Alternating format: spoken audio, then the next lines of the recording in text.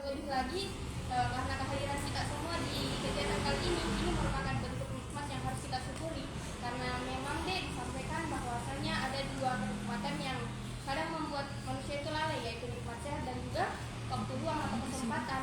Teman-teman yang hadir di sini alhamdulillah diberikan semua kesehatan serta kesempatan dan memanfaatkan kesempatan yang dimiliki di waktu siang ini yang mungkin kebanyakan orang gunakan untuk tertidur ataukah beristirahat ataukah pergi jalan di luar sana, tapi kita manfaatkan bahwa kesempatan kali ini untuk melakukan kegiatan-kegiatan kebaikan, yaitu kajian bersama, kajian Imawati, dan benar-benar dihadiri oleh semua Imawati. Mana dua Imawatnya kakak? Satu pulang kampung kak, satu berapa? Jadi semua hambanya Allah ini, semua umatnya berhak untuk memperoleh ampunan dari Allah. Kita juga harus sadar sebagai manusia tentunya tak luput dari yang namanya salah dan dosa, dari sikap lemah, karena memang Allah adalah kuatan ilah, tiada daya dan upaya melainkan karena pertolongan Allah Subhanahu Wa Taala. Meminta pertolongan dan ampunan senantiasa kepada Allah sebagai bentuk kita menyadari bahwa kita ini adalah insan yang lemah yang tidak ada apa-apanya kalau bukan karena Allah. Jadi selain senantiasa bersyukur, maka berbanyak juga untuk beristighfar. Astagfirullah. Wa kana ghafurur rahimah. Itu salah satu ayat di Al-Qur'an. Ya, astagfirullahaladzim. Bagaimana kita beristighfar bahwasanya istighfar karena Allah itu Maha Pengampun serta Maha Penyayang. Jadi salat beserta salam juga senantiasa tentunya kita haturkan kepada dia sang mentor saudara sejati, perombak peradaban yang dulunya biadab ini jadi lebih beradab, yaitu baginda Rasulullah Nabi Muhammad SAW. Allahumma shalli ala Muhammad wa ala Muhammad. Yang tak kala kita dengar namanya, kita teringat kepada beliau, maka biasakanlah untuk memudahkan kita mengucapkan salawat juga kepada beliau. Semoga salawat-salawat yang senantiasa kita haturkan menjadikan kita adalah orang-orang yang dapat menerima syafaatnya, sehingga bisa dikumpulkan di kemudian hari bersama golongannya, yaitu golongan orang yang baik yang kemudian ditempatkan di tempat yang terbaik di sisi Allah.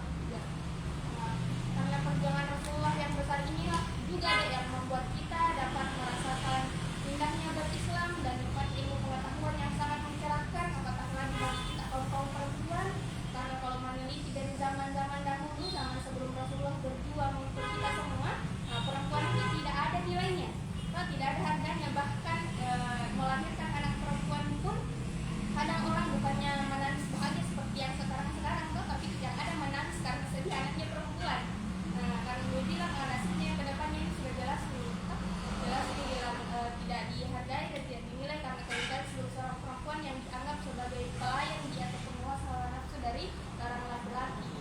Tapi berkat kehadiran Rasulullah yang kemudian menegakkan ajaran Islam yang sangat indah ini, sehingga kita dapat merasakan nih bagaimana kondisi kita yang sekarang bisa berjuang dan merasakan nikmatnya dan nikmatnya berislam.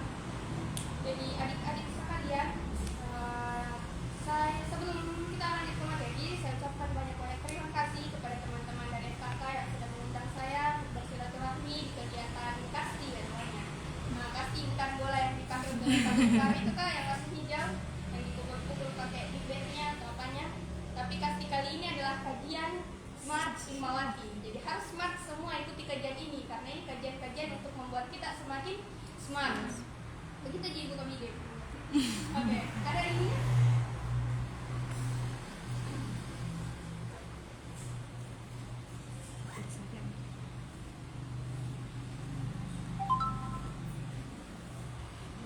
Ya, materi kita hari ini adalah tentang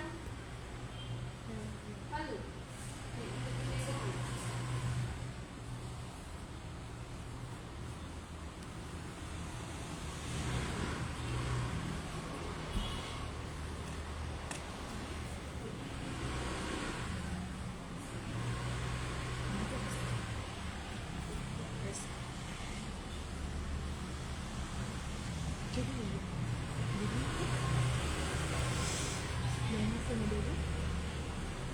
Oke, mengenai malu dan independen woman.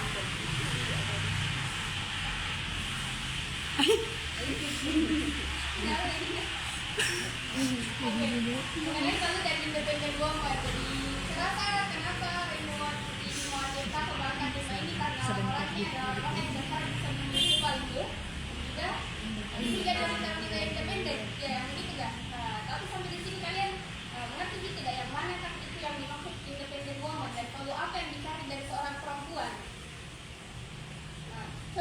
itu kan kalau dalam artinya adalah sebuah nilai.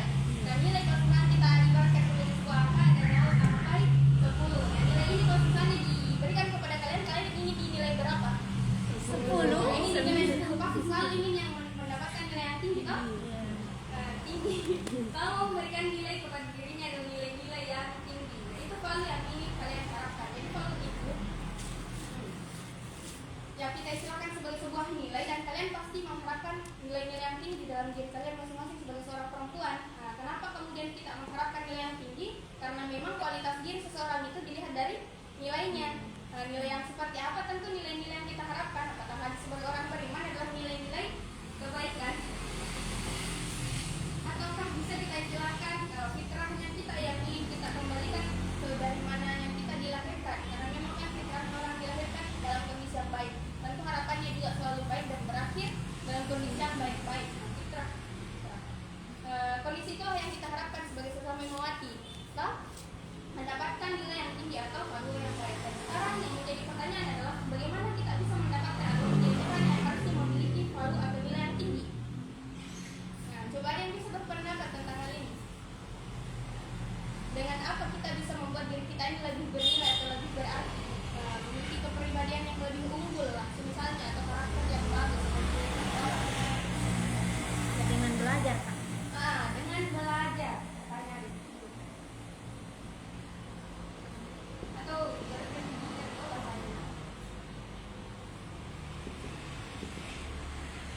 ya tidak salah apa yang dikatakan oleh Ketum ini adalah dengan belajar dan berpendidikan, karena memang disclaimer juga, dengan belajar itulah di salah satu juga caranya orang meningkatkan keimanan di dalam dirinya. Kalau kita belajar kita tidak akan tahu apa-apa, dan kalau tidak tahu apa-apa sama saja toh. Nah, kita kosong. Bahkan salah satu perumpamaan pun dikatakan kalau misalnya orang yang tidak siap atau orang yang kemudian tidak mau belajar itu siap-siap akan tergantikan dengan orang yang siap untuk memperbaiki dirinya. Nah, dan dikatakan juga katanya kalau misalnya orang yang tidak sudah berhenti mau belajar itu sama dengan sedang menggali kuburannya sendiri. Nah, karena dia sudah tidak mengalami perkembangan ataupun pertumbuhan atau pembangunan, dan dia dalam kondisi mati. Makanya kita harus senantiasa belajar atau meningkatkan pendidikan yang ada di dalam diri kita. Untuk apa? Nah, itu tadi yang kalian harapkan, untuk memiliki ini value yang tinggi, untuk menjadikan kalian lebih berharga dan lebih berhasil. Untuk itu belajar dan berpendidikan. Nah, terus apa lagi yang penting yang harus kita lakukan untuk meningkatkan value diri selain daripada belajar? Kira-kira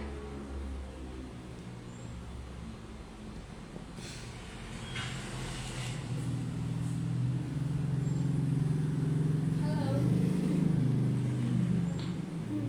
Oke, kita harus mengerti juga kedudukan sebagai seorang perempuan. Nah, salah satu podcast yang saya lihat sebelum pagi-pagi itu sangat menyentuh hati, bahwasanya perempuan itu punya 3 keistimewaan yang sangat luar biasa.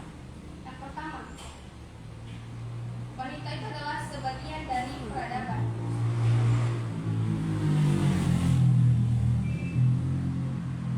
Kalau jadi bilang peradaban tuh, wanita itu adalah, ternyata perempuan itu adalah sebagian dari peradaban. Dan kalau kalian ingin menghancurkan sebuah peradaban, maka bisa melalui perempuannya, hancurkan perempuannya.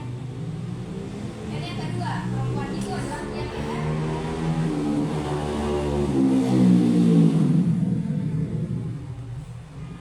kenapa dikatakan kira-kira sebagai tiang negara? Pasti istilah seperti itu sering disampaikan ketika kita semua perempuan itu tiang negara, kalau misalnya tiang hancur pasti hancur juga itu. Maksudnya apa-apa? Nah, kira-kira kenapa perempuan dianggap sebagai sebuah tiang negara? Ayo, lalu pintar.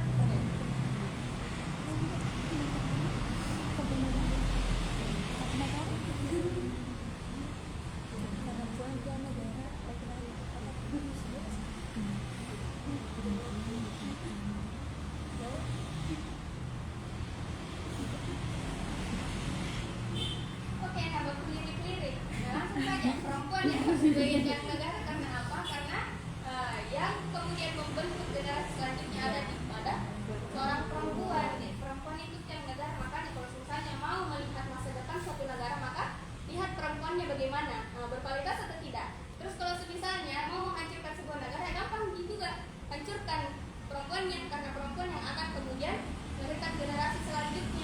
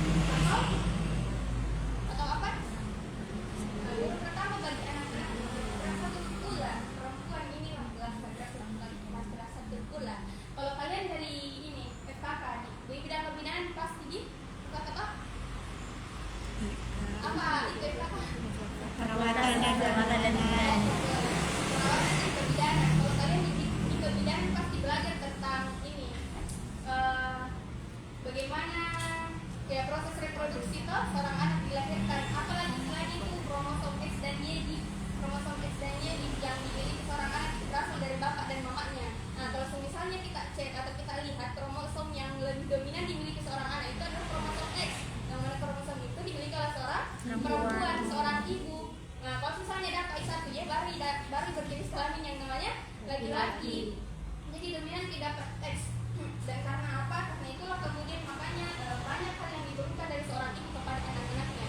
Bahkan katanya kalau persoalan mendidik anak itu bukan dimulai dari pas anaknya lahir, tapi pas sebelum kita punya anak, melahirkan kita harus didik diri terlebih dahulu kan? Nah, kita harus meningkatkan value dalam diri kita sendiri atau nilai dalam diri kita sendiri atau menjadi perempuan-perempuan berkualitas terlebih dahulu sebelum melahirkan generasi selanjutnya. Makanya itu penting untuk memahami bahwa diri kita ini penting sebagai seorang makhluk.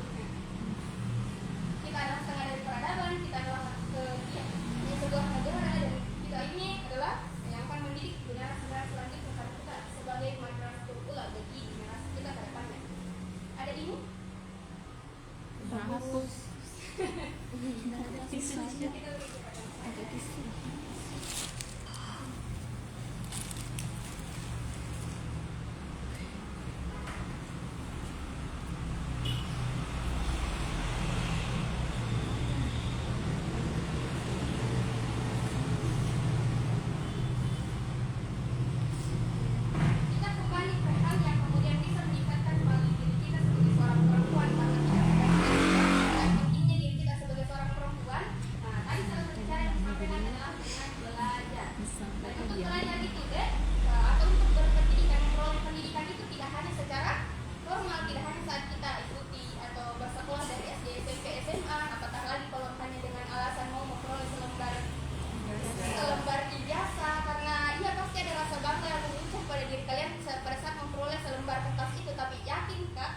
Selesai di 1 bulan, 2 bulan, 3 bulan pasti tidak ada kita rasa senangnya kan, karena akan berubah nih pertanyaan yang ada di dalam diri kita.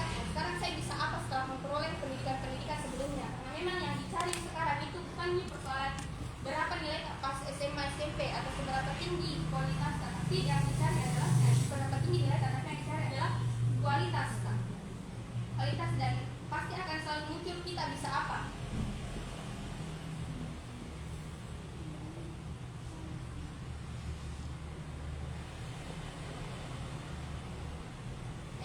Dicari bagi kita semua. Percuma misalnya kalau kita punya ilmunya atau punya banyak pengetahuan tentang suatu bidang, kalau kita tidak bisa menyalurkan itu dalam bentuk tindakan. Nah, sama di dalam hal pengamalan amalan ibadah, amalan nilai-nilai tauhid. Orang itu kalau bertauhid harus memang dikuatkan dulu landasan keimanan di dalam diri. Terus tidak sekedar diucapkan lafaznya bahwa kita benar-benar meyakini Allah, tapi harus diwujudkan dengan betul-betul melalui tindakan-tindakan yang kita senantiasa lakukan.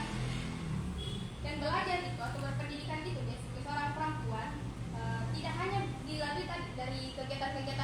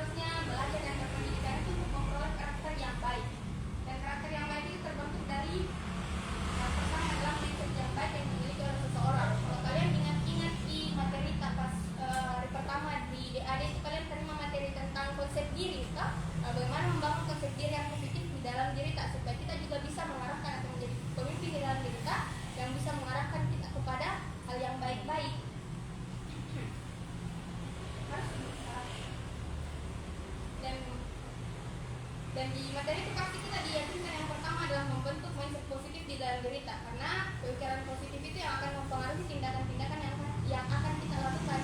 Kalau dalam salah satu kata-kata yang pernah saya dapatkan, kita itu harus berhati-hati dalamnya dengan apa yang kita pikirkan, karena apa yang kita pikirkan akan menjadi apa yang kita ucapkan. Be careful juga with your words because they will become your habits. Ya, hati-hati juga dengan apa yang kita katakan. Action plan. Hati-hati juga dengan apa yang kita katakan, karena itu bisa menjadi apa yang kita lakukan. Careful lagi with your action because they will become your habits. Nah, hati-hati lagi dengan apa yang kita lakukan, karena itu yang akan menjadi kebiasaannya kita. Dan hati-hati lagi dengan apa yang kita biasa lakukan, karena itu yang akan membentuk kepribadiannya kita. Jadi semua diawali dan dimulai dari mindset atau pikiran yang baik atau positif. Makanya sering-sering bangun afirmasi positif dalam diri kalian masing-masing sebagai seorang perempuan, karena itulah yang akan membentuk kepribadian kalian. Dan kepribadian kalian itu adalah mencerminkan value atau nilai di dalam diri kalian masing-masing. Sikap baik. Kadang kalau kita orang lihat, kadang kalau sebenarnya kita jalan-jalan dan lihat beberapa orang yang berlalu lalang, kadang ada terbesit seorang yang berjalan itu kita anggap sebagai orang yang memiliki istilahnya aura yang bagus, toh. Kadang ada orang dilihat baru dilihat secara fisik saja, bilang wah begini orangnya. Tapi sebenarnya kita juga tidak boleh memandang dari fisik saja, karena itu tadi di dalam diri seseorang itu tercermin juga dari bagaimana kepribadiannya atau sikapnya. Jadi karakteristik seseorang itu jangan hanya dipandang dari luar. Don't judge book by the cover. Terus apa lagi? Nah, untuk memulai belajar, kadang-kala dalam proses mencari jati diri kita atau dalam proses mencapai tujuan yang kita harapkan itu ada, ya selalu ada yang namanya masalah atau kendala, toh. Itulah yang perlu kita tangani. Seperti pembahasan sebelumnya, kalau di materi adanya kalian kenal istilah-istilah seperti ini.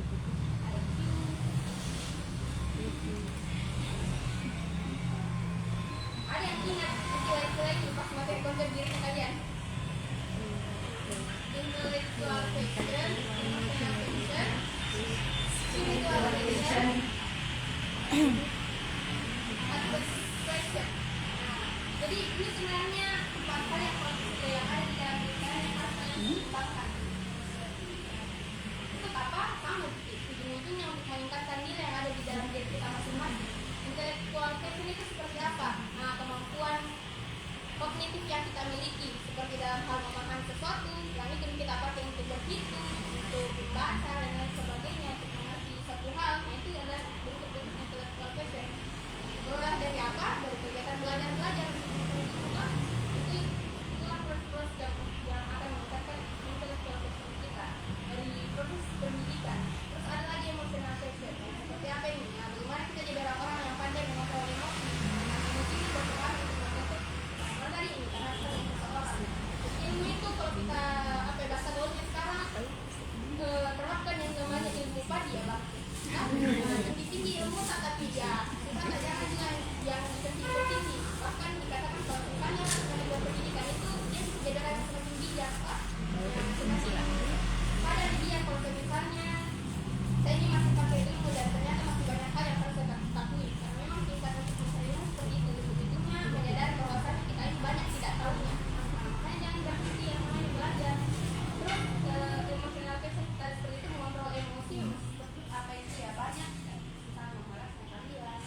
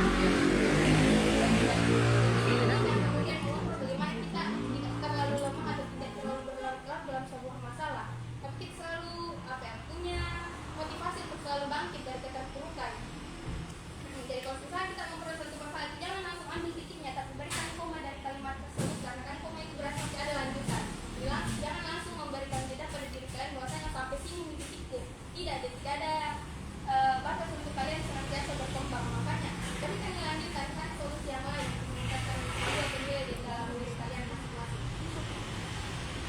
Jadi itu empat ini keseimbangan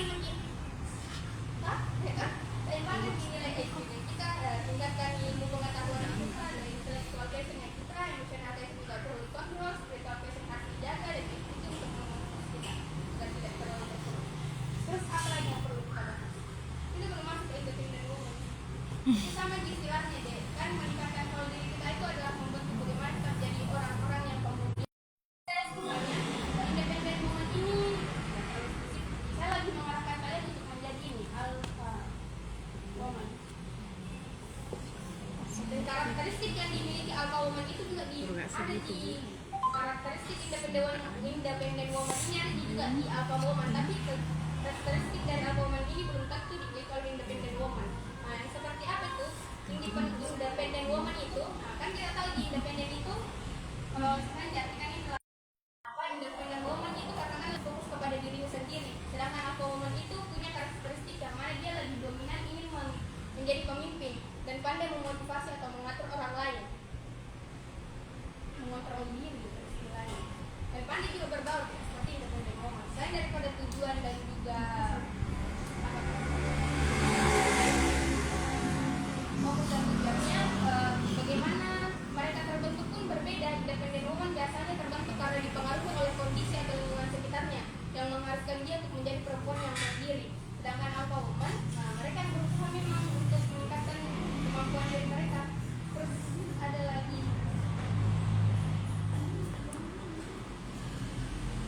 pengakuan sosial yang didapatkan dari independent woman dan alpha woman itu berbeda. Kalau independent woman itu tidak terlalu mendapatkan yang namanya pengakuan sosial karena mereka lebih fokus kepada dirinya sendiri, sedangkan alpha woman kan lebih mengarah tadi bagaimana menjadi seorang perempuan yang dapat memimpin. Ada perbedaannya.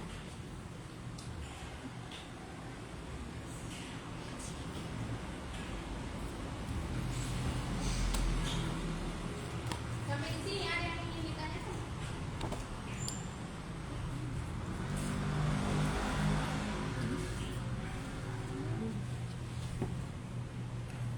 Ada?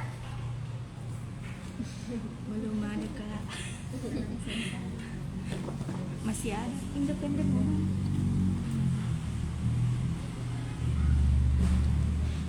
Jadi apa hal tadi yang sudah kita bahas? Saya boleh yang bertanya. Nah sekarang deh, yang perlu kalian tekuni sebagai seorang ibu hati dan perempuan, masanya kalian itu adalah masa-masa yang kita sebut sebagai masa emas, masa remaja yang bahasa Inggris, eranya kalian. Semoga kalian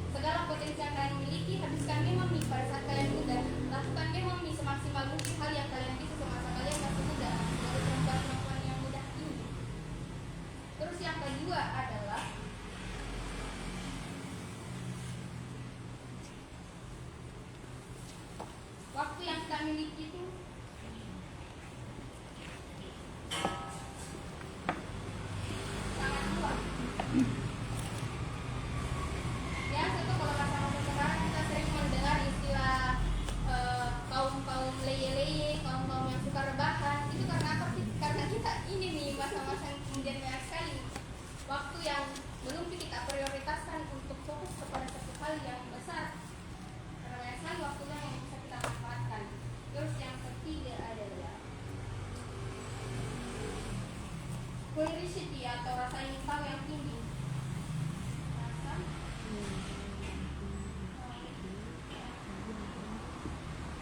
jadi ada hal ini, kok masa muda. Kalau ada misalnya satu kali kata jangan yang kita sampaikan kepada kita ini yang masih muda-muda, pasti banyak tuh hal yang kita berusaha lakukan untuk mencari tahu kata jangan tersebut atau alasan kenapa kita dilarang. Nah, kayak misalnya baru sedikit dibilang jangan sentuh barang ini. Nah, pasti banyak pertanyaan yang muncul dalam kata kenapa, ada apa, mengapa, begitu. Nah itu loh karena memang manfaat rasa ingin tahu yang tinggi itu untuk mengetahui banyak hal, baik itu apa. Terus yang terakhir kita sebagai pemuda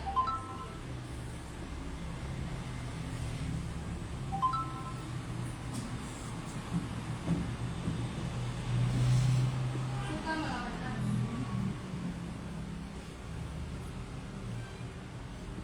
Agur tidak ini tidak perubahan besar yang terjadi dalam sebuah negara itu karena kebanyakan rata-rata karena pemuda-pemudanya, karena kita semua. Nah, mereka suka melawan arus, mereka suka melakukan perubahan yang besar. Nah, itu nih salah satu filsuf Timur Tengah pernah mengatakan bahwasanya di balik perubahan besar yang terjadi itu ada derap langkah atau perjuangan dari seorang pemuda-pemuda yang seperti kita ini. Nah, tidak perlu mencari jauh-jauh dari skala internasional. Di Indonesia sendiri kan seperti itu. Segala perubahan yang terjadi berawal dari bagaimana pergerakan dari pemuda-pemuda, seorang yang kemudian berkualitas atau memiliki value ada. Itu pun tidak menutup kemungkinan apakah mereka laki-laki atau perempuan. Nah, makanya kita sebagai perempuan pun harus memiliki nilai atau kemampuan ini. Nilai ini bisa dianggap sebagai sesuatu yang baik dalam diri kita untuk apa? Untuk bisa melakukan perubahan yang besar. Kalau kita kan sering dikatakan sebagai agent of change, toh? Nah, bagaimana kita bisa melakukan perubahan pada diri kita kalau sudah kita tidak belajar, kita tidak dapat ilmunya. Jadi itu mungkin untuk saya dari supaya dari sekalian tentang bagaimana menjadi wanita yang masih memiliki value serta dianggap sebagai wanita yang mandiri, atau lebih tepatnya sih saya arahkan kalian untuk menjadi alpha woman. Saya kembalikan kepada demokrasi. Ya, itu. Di sini kita membahas tentang independent woman atau bagaimana perempuan itu bisa bebas. Jadi kalau dari kata independen itu ya sudah saya searching di Google kemarin. Misalnya kalau independen itu ya dimana seseorang ini, seorang perempuan ini ya bisa dikatakan bebas melakukan sesuatu dan bisa juga dikatakan merdeka. Nah, jadi bagaimana pendapat Kakanda pemateri terhadap perempuan-perempuan yang menyatakan dirinya merdeka kan tetapi masih berleha-leho dalam artian memanajemen waktu, dalam artian dia tidak bisa dia tidak bisa mengatur waktunya sesuai dengan yang harus dia kerjakan, begitu Pak. Seperti orang-orang yang lain, karena ujung-ujungnya kita akan berada di dapur, sumur, dan kasur. Jadi bagaimana Kakanda pemateri terhadap pendapatnya? Mungkin juga nanti ada dari adik-adik sekalian. Terima kasih.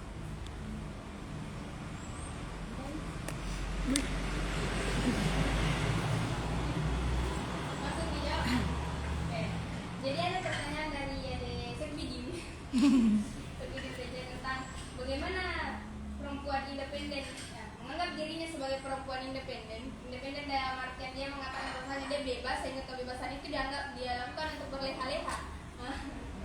Berleha-leha sehingga dia tidak pandai dalam hal manajemen waktu. Kita kembali ke pengertian independen woman, wanita mandiri. Wanita mandiri ini adalah mereka yang kemudian bukan termasuk yang berhari-hari atau tidak akan menikmati waktunya. Memang dalam pengertian bahwasanya wanita mandiri independent woman ini adalah mereka yang bebas atau tidak terikat dengan otoritas orang lain. Tidak ada hal yang bisa mempengaruhi atau memberikan tekanan lebih kepada mereka karena mereka bisa lebih mandiri untuk mengontrol dirinya. Mandiri dalam apa? Mandiri dalam hal ini bukan dalam hal dia tidak pandai memanajemen waktu. Bahkan misalnya yang dimaksud dari independent woman ini mereka bisa mengatur dirinya menjadi lebih baik lagi. Bukannya malah menjadi orang-orang yang kemudian berkaitan terhadap hal yang seperti ini, tidak pandai memanajemen waktunya. Karena fokus dari seorang independent woman itu adalah bagaimana dia bisa meningkatkan dia kalau dalam dirinya secara mandiri tanpa ada tekanan dari orang lain atau ada. Terima kasih Kak. Menurut saya seperti itu, atau mungkin ada pendapat dari teman-teman juga.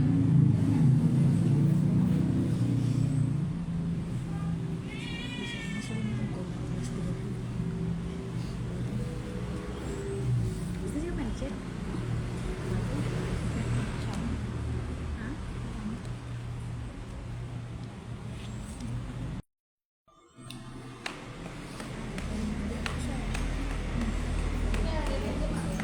Bertanya.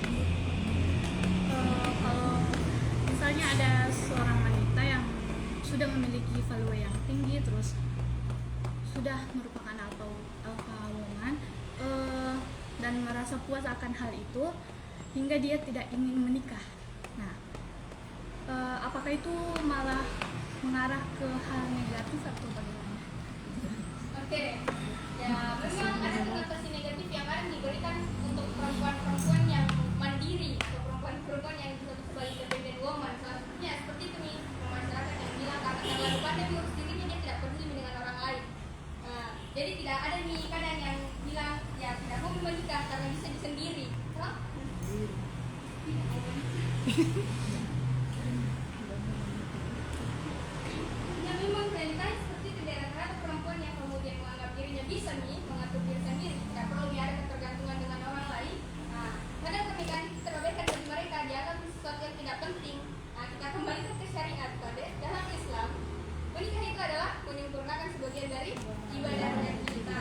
Itu makanya harus kembali lagi kepada konsep bahwa kita ini orang Islam yang beriman, dan ini semua hal yang disampaikan oleh Allah melalui Al-Quran dan sunnah-sunnah yang disampaikan melalui Rasulullah.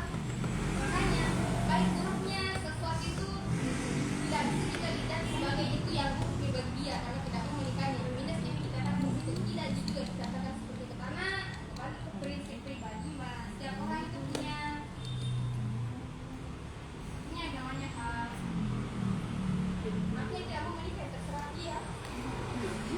Tapi kalau kita ada orang yang beriman yakin gitu. Makanya ini merupakan salah satu bentuk yang masih tidak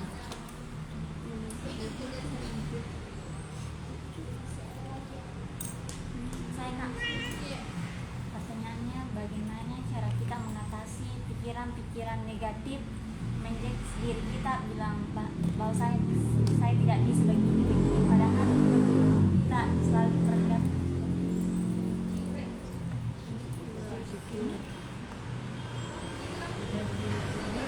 jadi insecure atau menganggap diri ini lemah dan tidak mau percaya atau tidak lebih daripada yang lain.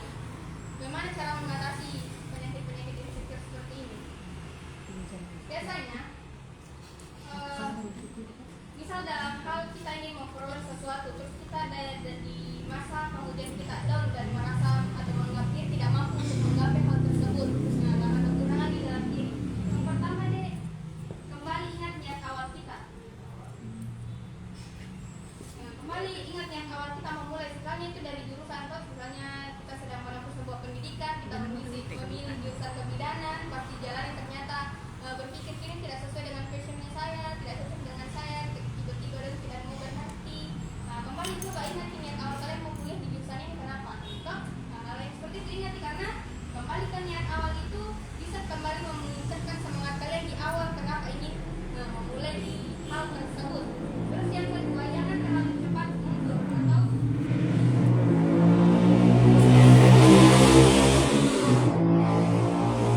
ada istilah saya katakan kok IQ. Jangan terlalu cepat memberikan kalimat kata-kata dan koma atau kata-kata bahkan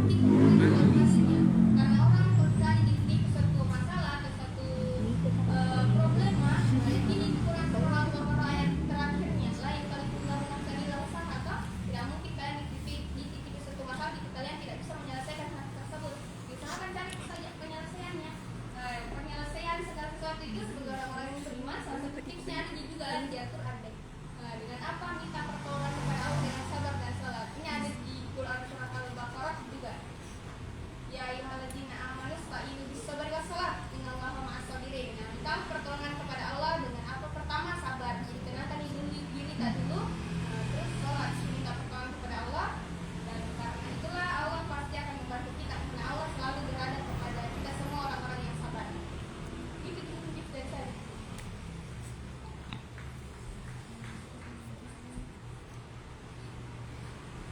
Sudah? Sudah.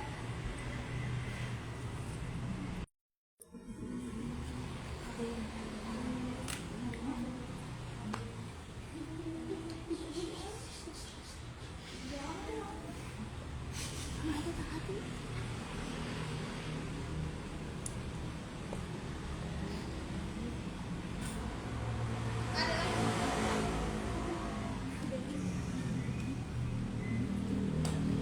Penipuan. Ada kak, ada di situ.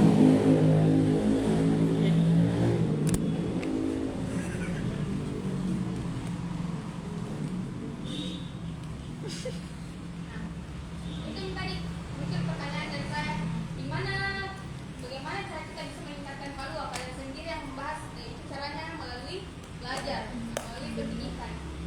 Gimana lagi caranya pendidikan meningkatkan value seorang perempuan? Yang jelas, gimana kita lagi mau meningkatkan value atau kemampuan di dalam diri kita atau skill di dalam diri kita kalau bukan dari proses yang namanya belajar? Toh? Nah, gimana orang bisa mendapatkan ilmu pengetahuan kalau bukan dari proses belajar? Dan belajar itu tidak seperti yang saya katakan tadi, tidak hanya duduk di bangku kelas untuk menerima materi, banyak hal yang kita bisa lakukan untuk memperoleh yang namanya ilmu. Dari apa itu? Pengalaman itu sebenarnya bisa juga memberikan banyak ilmu kepada kita semua, karena dari pengalaman kita bisa belajar baik buruknya sesuatu, kita bisa belajar bahwa saya bisa melakukan ini, ada pengalaman kemarin, nah dampaknya seperti ini, atau hal-hal buruk yang kemudian sempat dilalui kemarin, nah itu bisa menjadi pelajaran di kemudian hari. Nah, itu semua hal-hal yang kemudian bisa meningkatkan value kita sebagai seorang perempuan, karena ada banyak hal yang kemudian kita ketahui, semakin banyak yang kita ketahui, semakin banyak hal yang bisa kita lakukan juga. Semakin banyak hal yang bisa kita lakukan, kita lagi itu kebaikan, menjadikan kita manusia yang semakin berkemanusiaan juga. Karena apa?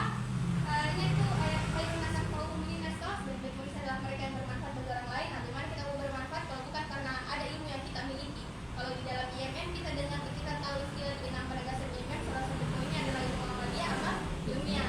Ilmu itu ilmu yang kita miliki itu harus diamalkan, dan amalan yang kita berikan kepada orang lain itu harus berlandaskan ilmu. Nah, karena kalian senantiasa memberikan kebaikan atau memberikan ilmu kepada orang lain, itulah yang kemudian meningkatkan nilai diri kalian di mata orang lain. Nah, seperti itu ada yang bisa dilihat di dalam diri kalian. Tapi bayangkan misalnya apa-apa yang misalnya cuma diam di rumah dan lakukan aktivitas seperti biasanya. Nah, apa bisa dilihat di dalam diri kalian? Nilai apa? Value apa? Dari angka 0 sampai 10 tadi yang kalian inginkan adalah 10 itu, nah, kalau sebenarnya kalian tidak bisa melakukan apa-apa sebenarnya. Kalian ada di sini, bukan seperti ini. Itu tipe dari saya. Tidak ada cara lain untuk meningkatkan value kita kalau bukan dari belajar atau memperbanyak ilmu pengetahuan kita akan sesuatu. Kita lagi cepat. Tidak kak, paham. Nah, oke. Ada lagi?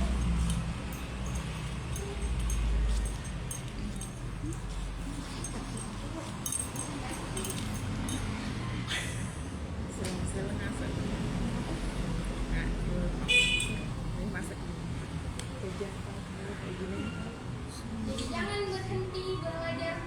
Kadang perempuan, ya, kita bahas nih karena tadi singgung soal pernikahan. Kadang perempuan itu kalau diperhadapkan berpilihan sebelum memasuki jenjang perkuliahan, mau sekolah atau menikah. Familiar sekali kata-kata seperti yang disampaikan kita anak perempuan. Saya pun pernah terima. Nah, kalau tidak kuliah itu mesti menikah. Kalau tak, begitu pernyataannya orang tua. Seakan-akan kedua pilihan ini adalah pilihan yang membuat kita minus di satu yang satunya. Itu bisa dihukum juga. Gara-gara banyak ilmunya dari pendidikan orang beralih bermain momen tidak mau menikah karena dia sebelum diri sendiri. Kadang hal-hal seperti itu. Padahal kalau menurut saya pribadi, keduanya ini bukanlah satu hal yang menjadi pilihan, tapi keduanya adalah hal yang seharusnya bisa kita seimbangkan. Keduanya sama-sama penting. Bahkan setelah menikah pun memperoleh pendidikan itu tidak ada putusnya juga. Apa yang disampaikan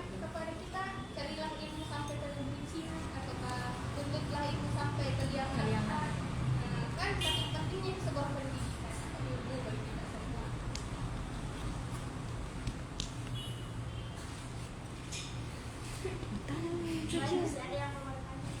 Ya sudah.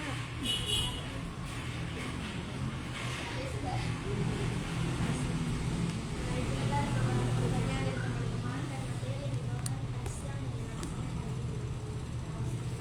kasih bila bisa dilihat. Waalaikumsalam warahmatullahi wabarakatuh.